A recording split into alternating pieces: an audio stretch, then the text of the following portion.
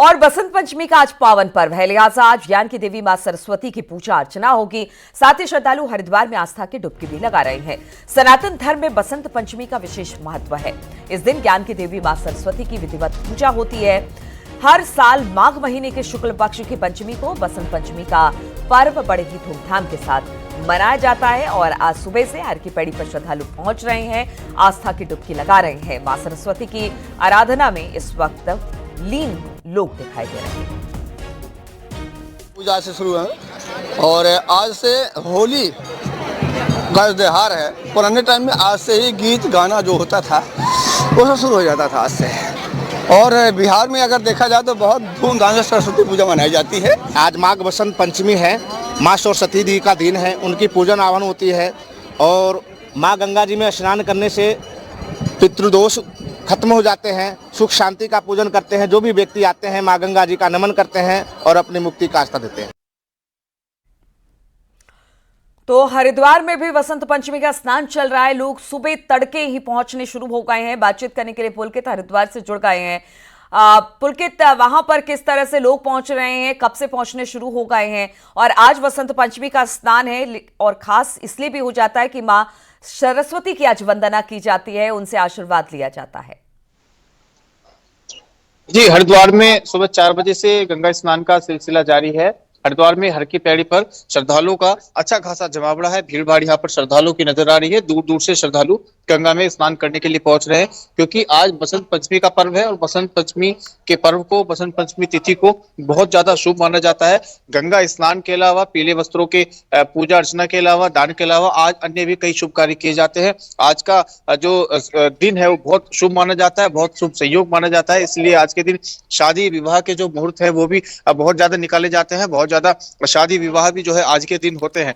हरिद्वार में हर की पैड़ी पर अगर बात करें तो श्रद्धालु 4 बजे से यहाँ पर पहुंच रही है। आज सुबह गंगा आरती जो प्रातःकाल की हुई हर की पैड़ी की, अच्छी खासी भीड़ उसमें श्रद्धालु की नजर आई है। और क्योंकि जो बसंत पंचमी का जो स्नान है वो उसका महत्व काफी विशेष है। श्रद्धालु इसलिए दूर से पहुंच रहे हैं, इसलिए जो प्रशासन की ओर से, पुलिस की ओर से सुरक्षा के भी इंतजाम यहाँ पर किए गए हैं। हालांकि अलग से कुछ स्पेशल ड्यूटीज जो है वो स्नान के लिए नहीं लगाई गई हैं, क्योंकि किसी तरह से अधिसूचित ये जो गंगा स्नान है ये आज का नहीं है। लेकिन किसी भी तरह की व्यवस्था यहाँ पर, अव्यवस्था यहाँ पर ना फैले और व्यवस्थित रूप से गंगा स्नान चलता रहे यात्रियों की सुरक्षा के लिए, इसलिए पुलिस के जो जवान है वो हर की पैड़ी पर कई जगहों पर जो है तैनात यहाँ पर नजर आ रहे हैं। तो बसंत पंचमी के स्नान के दिन माँ सरस्वती की पूजा की जाती है और माँ सरस्वती को बुद्धि की देवी माना जाता है। इसलिए आज से जो छात्र हैं, जो विद्यार्थी हैं, वो विशेष तौर पर जो है माँ सरस्वती की पूजा करते हैं और पवित्र नदियों में स्नान करने के लिए पहुंचते हैं। और इस वक्त हम देख पा रहे हैं कि तो हरिद्वार में इस वक्त हर की पैड़ी पर स्नान ध्यान चल रहा है। खासतौर पर वसंत पंचमी के स्नान का अपना महत्व है,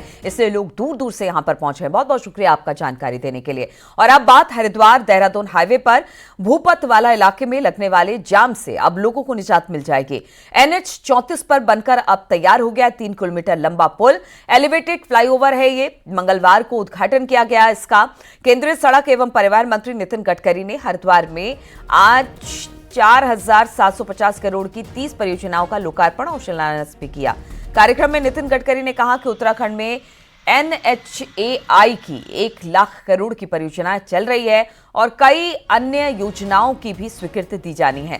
वहीं सीएम धामी ने भी केंद्र का आभार जताया और कहा कि उत्तराखंड में तेजी से रोड का काम हो रहा है। आदरणीय मोदी जी प्रधानमंत्री बने तब उत्तराखंड में 2014 में 2517 किलोमीटर राष्ट्रीय महामार्ग था। और मुझे इस बात की खुशी हो रही है कि 2024 में यह संख्या 3608 किलोमीटर हुई है। जहां कुछ लाखों में यात्री आते थे, इस वर्ष 56 लाख यात्री आए हैं। 56 लाख यात्रियों ने 4 धामों के दर्शन किए हैं। हमारा राज्य छोटा है, लेकिन उसके बावजूद भी राज्य के अंदर 21 स्टेट हाईवे, 21 हाईवे और 69 स्टेट हाईवे हैं। प्रदेश में सड़कों की दशा में पहले से अद्भुत रूप से विस्तार हुआ है, सुधार हुआ है। प्रमुख सचिव आर.के. सुधांशु ने सीएम ऑफिस और राजस्व विभाग का चार्ज संभाल लिया है।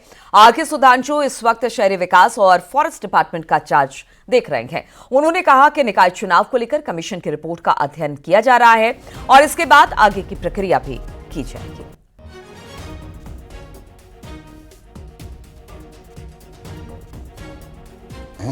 चूंकि आयोग का गठन माननीय सर्वोच्च न्यायालय के आदेशों के क्रम में किया गया था और उनके रिकमेंडेशन के जितने भी समस्त पहलू हैं उसका हम निरीक्षण कर उसका सम्यक रूप से परीक्षण कराकर और उसके पश्चात परीक्षण के पश्चात तदनुसार कार्रवाई की जाएगी।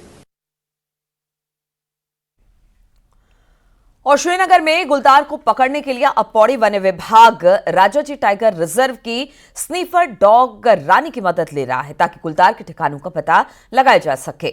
दरअसल कुछ दिन पहले गुलदार को वन विभाग के पिंजरे के पास फिर देखा गया, जिससे गुलदार की दहशत अब भी कायम है। वहीं श्रीनगर में भी बेस अस्पताल की गैलरी में गुलदार की चहलकदमी सीसीटीवी में कैद हुई है, इसलिए बहुत ज्यादा लोगों में डर है। आसपास के इलाकों में इसे लेकर दहशत है और अब स्नीफर डॉग गुलदार का पता लगाएगी। इसके लिए रानी नाम की स्नीफर डॉग का सहारा लिया जा रहा है।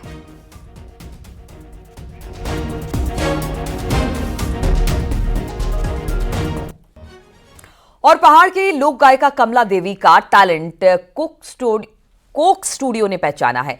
कोक स्टूडियो दुनिया भर के ऐसे उभरते कलाकारों को मंच प्रदान करता है जो अपनी संस्कृति की जड़ों को बरकरार रखते हुए संगीत के नए रूप को अपना रहे हैं।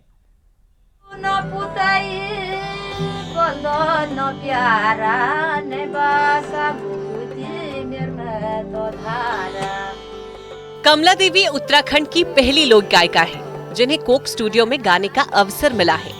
कमला देवी कुमाऊनी संस्कृति से जुड़े हुए गीतों को गाती है। उन्होंने ये कला अपने पिता से सीखी है और 15 साल की उम्र से उत्तराखंड के लोक गीतों को अपनी सुरीली आवाज में संजो रही है।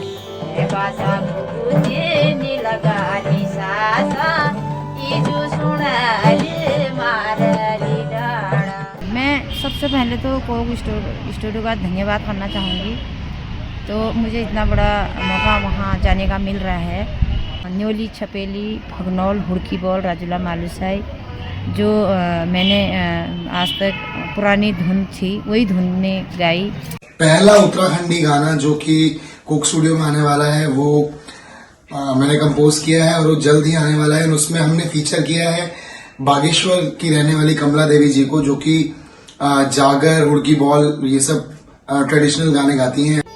पहाड़ की लोक गायिका कमला देवी जल्द ही कोक स्टूडियो भारत के दूसरे सीजन में नजर आएंगी। कोक स्टूडियो ने अपने ऑफिशियल सोशल मीडिया अकाउंट से इसकी जानकारी साझा की है। कमला देवी उत्तराखंड की पहली लोक गायिका है जिन्हें कोक स्टूडियो के साथ परफॉर्मेंस करने का मौका मिल रहा है। इससे पहाड़ के लोक कलाकारों के साथ अन्य लोग भी काफी गदगद हैं।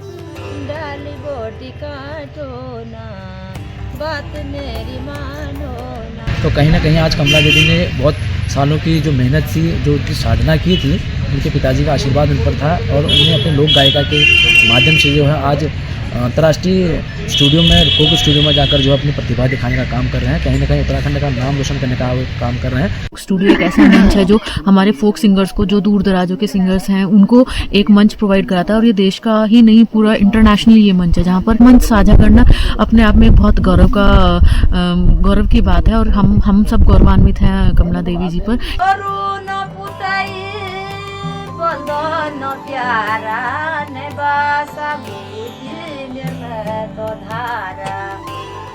पहाड़ में आज भी कई लोक गायक ऐसे हैं जो पहाड़ की संस्कृति, सभ्यता को जिंदा रखे हुए हैं। उनके सुरों में आज भी पहाड़ का दर्द देखने को मिलता है। अब कमला देवी के कोक स्टूडियो के साथ गाने से बाकी कलाकार भी मोटिवेट हो रहे हैं।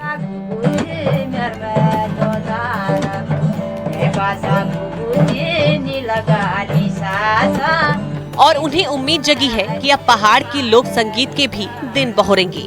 न्यूज़ 18 के लिए बागेश्वर से सुष्मिता थापा की रिपोर्ट।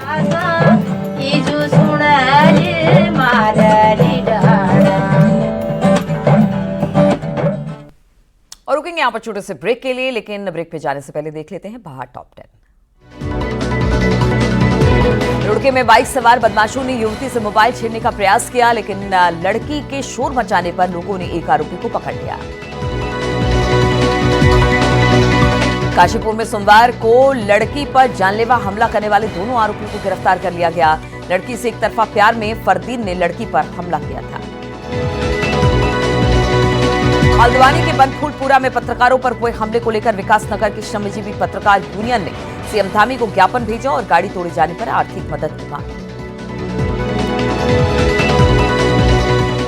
दिल्ली कूच के दौरान अंबाला के शंभू बॉर्डर पर किसानों को रोकने और आंसू गैस छोड़ने पर किसान संगठनों में रोष व्याप्त है, जिसकी रुड़की में किसानों ने निंदा की है। रुद्रप्रयाग में कई जगह गुलदार का आतंक है। वन विभाग का कहना है कि ऊंचाई वाले इलाकों में ठंड से बचने के लिए जंगली जानवर निचले क्षेत्रों में आ जाते हैं। नैनीताल जिले की नदियों में बाढ़ के दौरान आए मलबे को हटाने के लिए हाईकोर्ट में याचिका दाखिल हुई है। हाईकोर्ट ने सरकार से मानसून की तैयारियों को लेकर पूछा है। लिव इन रिलेशन के पंजीकरण को लेकर कांग्रेस नेता नवप्रभात भड़क गए और विकासनगर तहसील में एसडीएम के माध्यम से राज्यपाल को ज्ञापन सौंपा। रुद्रप्रयाग में भाषा सचिव विनोद प्रसाद रतूड़ी ने जनता के द्वार कार्यक्रम में भाग लिया और लोगों की समस्याओं को सुनकर सरकार की योजनाओं की जानकारी दी। कोटद्वार में आयोजित कड़व आश्रम महोत्सव में पर्यटन मंत्री सतपाल महाराज और विधानसभा अध्यक्ष ऋतु खंडूड़ी शामिल हुई। महोत्सव में खेल प्रतियोगिताओं के साथ साथ सांस्कृतिक कार्यक्रम का भी आयोजन हुआ। बद्रीनाथ विधायक राजेंद्र भंडारी कुबेर महोत्सव में पहुंचे। उन्होंने भगवान कुबेर की विशेष पूजा अर्चना की और क्षेत्र की खुशहाली की कामना की।